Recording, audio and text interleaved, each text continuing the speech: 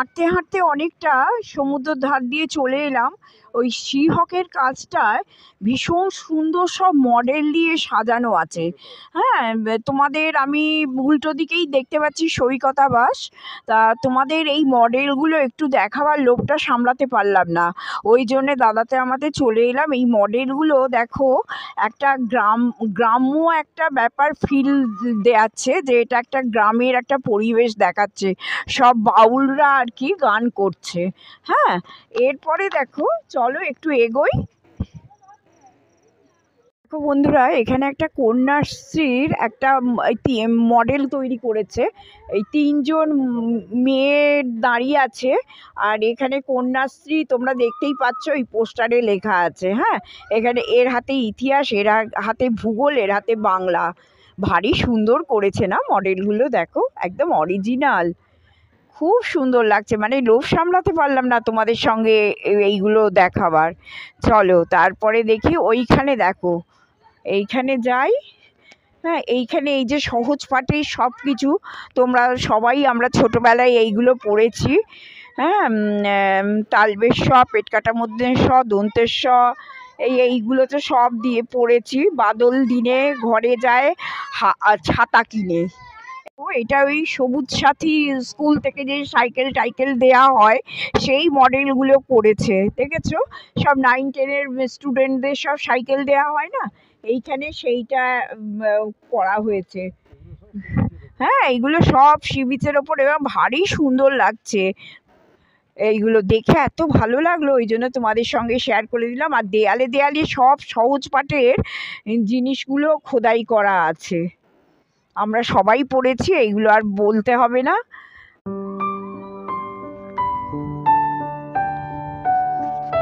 এইরকম মডেল একটা ছোট ছোট আকারে আমার বাড়িতেও আছে, আমি তোমাদের দেখিয়েওছি একবার।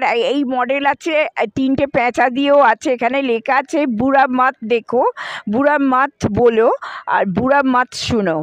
হ্যাঁ, এই এই মানে আমি কিছু শুনবো না, আমি কিছু বলবো না, আর আমি কিছু দেখবো না, মানে খারাপ জিনিসটা আর কি, কিছুই শুনবো না, দেখবো না, বলবো না। এই কনসেপ্টে এই মডেলগুলো করা আছে। ভীষণ সুন্দর লাগছে না বন্ধুরা? দারুণ লাগছে এই কনসেপ্টগুলো। সমুদ্রের ধারে, মানে খুব কম জায়গায় আছে এত সুন্দর সমুদ্রের ধারটা সাজানো থাকে, খুব কম জায়গা আছে। আমি অনেক সি বিচে ঘুরেছি, কিন্তু এত সুন্দরভাবে সাজানো খুব কম জায়গাতেই দেখেছি।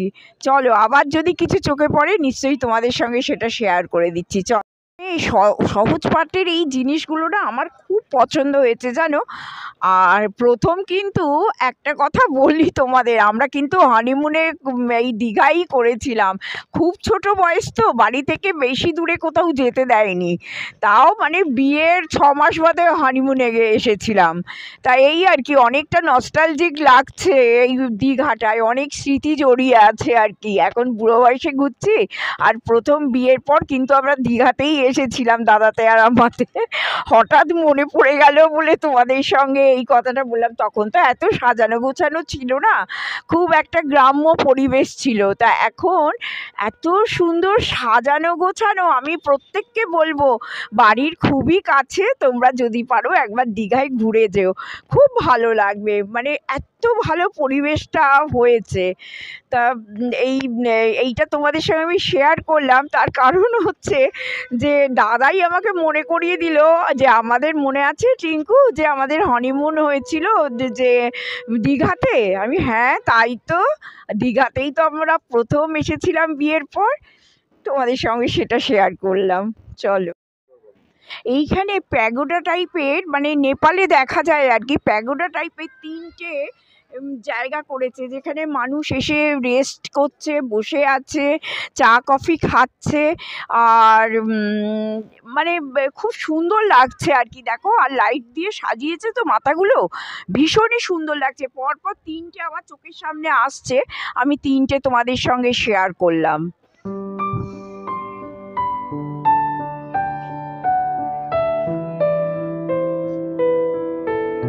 আর এগুলো তো তোমাদের আমি বললামই, এগুলো সব সহজ পাঠের, আমরা সবাই পড়েছি। বন্ধুরা, দেখো এই আলো আঁধারির মধ্যে কিন্তু তোমাদের অনেক কিছু দেখাতে বৌদিকে টেনে টেনে নিয়ে এসেছি। আর বৌদির, তোমরা তো সবাই জানো যে বৌদির অস্টিও আর্থারাইটিস যেটা রয়েছে হাঁটুতে, তার জন্য টানা হাঁটা বা টানা দাঁড়িয়ে থাকাটা ঠিক ডাক্তারি মত নেই, মেয়ের তো নয়ই। তো যেভাবেই হোক আমি চেষ্টা করি প্রতি 5-7-10 মিনিট বাদে বাদে অ্যাটলিস্ট আমরা যাতে ওকে রেস্ট দিতে পারি। তো ওর হাঁটুটা রেস্ট করার জন্য আবার নির্জন দেখে, ফাঁকা দেখে একটু বসে গেলাম। পেছনে তোমরা দেখতে পাচ্ছ সহজ পাঠের ওই বর্ণনীয় জিনিস, যেগুলো সুন্দর। আমি আগের বছর এসেছি, এগুলো বন্ধুরা দেখতে এগুলো পাইনি, গত বছর জানো? ছিল না। আগের বছর দেখতে এগুলো পাইনি, নতুন এটা ইমপ্লিমেন্টেশন। নতুন হয়েছে। যারা এইসব দায়িত্বে আছেন সরকারিভাবে তাদের প্রশংসা দাবি রাখে, সে যে পার্টিরই হোক, যে সরকারেরই হোক। কিন্তু এই চিন্তা ভাবনাটা যার মস্তিষ্ক থেকে এসছে তাদের অনেক সাধুবাদ। আমাদের মতন বয়স্ক লোকরা তাদের দুহাত তুলে আশীর্বাদ করছি। এত সুন্দরভাবে কোনো বিচের সৌন্দর্যায়ন খুবই কম দেখেছি। আমার এই 63 বছর বয়সে আমি মোটামুটি বাবার জন্যেই বলুন আর আমার পরিবারের জন্যই বলুন, আমরা কিন্তু অলমোস্ট সারা ভারতবর্ষের যত বিচ আছে প্রায় অলমোস্ট সব ঘোরা। এত সুন্দর সাজানো কোনো এত জায়গায় সুন্দর সাজানো কিন্তু ভারতের খুব কম বিচ এত সুন্দরভাবে সাজানো। এবং শুধু তাই নয়, এই যে আবহাওয়ার খামখেয়ালিপনা, তাই থেকে কিন্তু দীঘা কিন্তু সবথেকে বেশি ক্ষতিগ্রস্ত বিচ। এবং বহুবার এই আমফান ফণিতে এবং বিভিন্ন রকম লো ডিপ্রেশনে এই দীঘার ওপরে অ্যাটাক এসেছে অতীতে দেখা গেছে। আমি মনে করতে পারি আজ থেকে প্রায় 9 বছর না 10 বছর আগে না 11 বছর আগে একটা ছোট্ট ছাগলছানা প্রবল ঝড়েতে একটা গাছে আটকে ছিল, সেটা আনন্দবাজারে হেডলাইন হয়েছিল এবং ছবি শুদ্ধ। তো ঠিক আমরা সেই তার থেকে হয়তো 100 মিটারের মধ্যে আছি। তো সেগুলো কিন্তু মানে বলার দরকার। দীঘার উপর বারবার যে প্রাকৃতিক ঝড় দুর্যোগ এসেছে এবং সেগুলোকে সুন্দরভাবে আবার নতুন করে রিবিল্ড করে, নতুন করে তৈরি করে উপস্থাপনা করা হয়েছে, যেগুলো কিন্তু দারুণ প্রশংসার দাবি রাখে। এত সুন্দর পরিবেশ তোমরা রেয়ার পাবে। আমি বললাম তো সারা ভারতবর্ষের যত বীজ দেখেছি তার মধ্যে দীঘার এই সৌন্দর্যায়ন সুন্দর। শুধু তাই নয়, আমি এখানে দেখতে পাচ্ছি, তোমাদের দিয়ে দেখাতে পারতাম দিনের বেলা ভালো হতো, যত্রতত্র মলমূত্র ত্যাগ করিবেন না, থুতু ফেলিবেন না। তো এগুলোর জন্য কিন্তু মনিটর আছে, লোক আছে, তারা দেখছে যে আমরা মানে লোকজন ঠিকঠাক কথা শুনছে কিনা, মানছে কিনা ইত্যাদি। তো এগুলো সুন্দর প্রয়াস, দেখলে খুব ভালো লাগে এই আর কি। তো যাই হোক, দেখতে থাকুন। আমার ভালো লাগলো আপনাদের কিছুটা ডেসক্রাইব করে। Thank you. আমাদের চোখ দিয়েই তোমরা দেখছো। তোমাদের তোমরা বলো যে দীঘার ট্যুরটা তোমাদের কেমন লাগলো। আর আমি তো প্রথম থেকেই বলে আসছি, শুধু আমি একা যাচ্ছি না, আমার বন্ধুরাও যাচ্ছে আমাদের সঙ্গে। তা যতটা পাচ্ছি তোমাদের চেষ্টা করছি সবটা তুলে ধরার জন্য। আর সত্যি আমাদের মনে হয় না যে আমরা দুজনে একা আছি। আমাদের সবসময় মনে হয় যে আমার ওপার প্রান্তে প্রচুর বন্ধু আমাদের দেখছে, আমাদের জন্য ওয়েট করছে। আমাদের এটা একটা ভীষণ ভালো লাগার জায়গা। সঙ্গে থাকো। হ্যাঁ, আর একটা অভিনব প্রয়াস সরকারি তরফে। দেখো, আমরা দাবা খেলতে অত্যন্ত ভালোবাসি। আমাদের পরিবারে আমার মেয়ে থেকে শুরু করে আমার বাবা ছিলেন, আমি, এবং কি তোমাদের দিদি মানে টিঙ্কুদিও কিন্তু দাবা খেলায় যথেষ্ট পটু। তো দাবার চালে ঘুঁটি যেগুলো রয়েছে, রাজা, গজ, ঘোড়া এবং সামনে বোরের শাড়ি, যা যেমন দাবার ইয়েতে হয়, এদিকে সাদা ওদিকে ব্ল্যাক, আমি ব্ল্যাকটাও তুলব। তো এটা একটা অভিনব প্রয়াস। এটা দিয়ে একটা সুন্দর সিম্বলিক কংক্রিটের বা পাথর দিয়ে কেটে করা অসাধারণ প্রয়াস, অসাধারণ। তো সেটাও তোমাদের দেখিয়ে রাখলাম। হ্যাঁ, আমরা সাদা ঘুঁটি তুললাম, মানে দাবা তো জানো একটা সাইড ব্ল্যাক একটা হোয়াইট। আগে ঠিক করা হয় কে কোন রঙের চুজ করবে, ব্ল্যাকের না হোয়াইটের। তো যাই হোক, এটা সেই ব্ল্যাকের দাবা। রাজা, মন্ত্রী, গজ, ঘোড়া এবং নৌকো সামনে বোর্ডে রয়েছে, যেমন হয় আর কি। তো ইন্টারন্যাশনাল বলো আর আমাদের ইন্ডিয়ান বলো, খেলার স্টাইলটা বা খেলার চালগুলো হয়তো একটু আলাদা, but still it is fantastic. মানে অ্যাপ্রোচ, এই খোলা আকাশের নিচে, ওপরে আকাশ, ডান দিকে সমুদ্র, বাঁদিকে এই বিচেতে এত সুন্দর প্রয়াস, সরকারি প্রয়াস, সাধুবাদের কোনো ভাষা হয় না। অসাধারণ অসাধারণ। পারলে একটু সময় করেও তোমরা ঘুরে যেও, এটাই তোমাদের কাছে অনুরোধ। সি বিচ থেকে ফেরার সময় দেখলাম একটা বড় রেস্টুরেন্টে তন্দুর রুটি তৈরি হচ্ছে, হোটেল দ্রৌপদী। তা ওখানে দাদাকে বললাম একটু দাঁড়িয়ে একটু তন্দুর রুটি কিনবো। আমি কিন্তু তন্দুর রুটি খেতে দারুণ ভালোবাসি, জানো তো। যেহেতু আমি এই তন্দুর রুটি খেতে ভালোবাসি, দাদাও আর না করলো না, বললো ঠিক আছে তাহলে ভালোই হলো, হোটেলে তো আমাদের চিলি চিকেন অর্ডার দেওয়া আছেই, আর আমরা তন্দুর রুটিটা কিনে নিয়ে গিয়ে চিলি চিকেন, স্যালাড, আর ওখানে আমরা গিয়েই কাজু বরফি কিনে নিয়েছি। অতএব ভালোই, একদম ডিনারটা শীতের রাতে জমে যাবে। দেখছো কি সুন্দর উপায় তন্দুর রুটিগুলো করছে। তা তোমাদের দেখাবার লোভটা সামলাতে পারলাম না, মনে হলো আমার বন্ধুরা সবই দেখেছে তবু একবার দেখাই। ডিনারটা কিন্তু আজকে রাতে জমে গেছে বন্ধুরা। গুড মর্নিং ফ্রেন্ডস, এটাই হচ্ছে আমাদের দীঘার আপাতত টেম্পোরারি বাসস্থান, হোটেল রঞ্জনা। এবং দেখো প্রত্যেকটা যে বারান্দা রয়েছে ঝোলা, মানে তোমাদের দিকে আমি যখন ছবিটা দেখাচ্ছি তখন ক্যামেরায় লেফট সাইডে দোতলায় মানে ফার্স্ট ফ্লোরে হোটেল রঞ্জনা যেটা লেখা রয়েছে, তার ওপরটাতে কালকে পরশুদিন বৌদি শ্যুট করেছিলেন।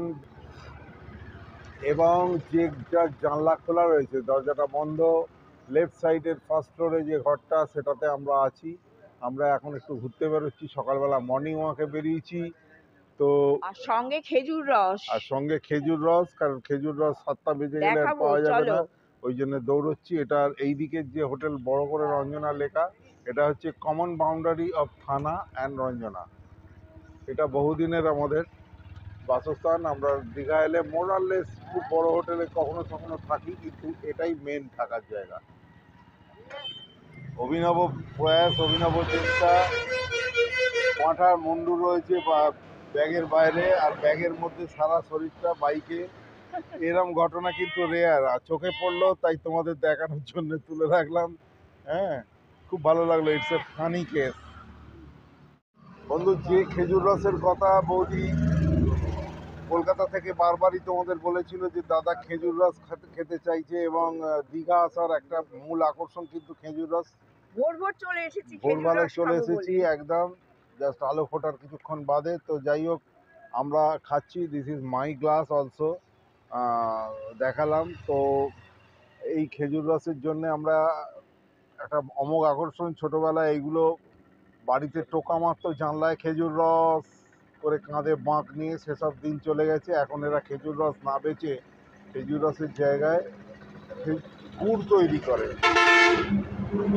তো এগুলো কাল বলে রেখেছিলাম, কাল আমরা অনেকটা গুড়ও কিনেছি, পাটালি গুড় ইত্যাদি। এগুলো কলকাতায় গেলে তোমাদের দেখাবো। তো এখন দেখো, তারপর আমি আমারটা খেয়ে নিয়ে তোমার বৌদিকে দিচ্ছি, বৌদি যদি শ্যুট করে।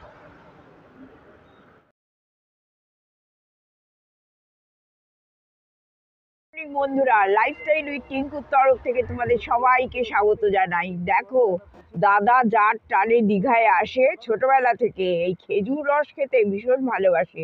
আজকে সকালবেলা এসেই আমরা খেজুর রস খাওয়া আরম্ভ করে দিয়েছি। এখন কিন্তু বেশি বাজেনি, কিন্তু অনেক ভোর ভোর উঠেছি। যদিও বেড়াতে এসে আমরা এত ভোর ভোর উঠি না, কিন্তু আজকে এই খেজুর রসের সন্ধান পেয়েছি, এখানে এসে খেজুর রস খাচ্ছি।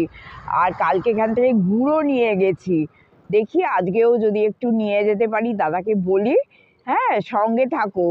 সকাল থেকে উঠে এই খেজুর রসটা তোমাদের সঙ্গে শেয়ার করবো বলে তাড়াতাড়ি করে খেতেও আরম্ভ করে দিলাম, আর চলেও এলাম। আর একটু বেলা হয়ে গেলে না একটু একটু ঝাঁঝ হয়ে যায়, তখন আর খাওয়া যায় না।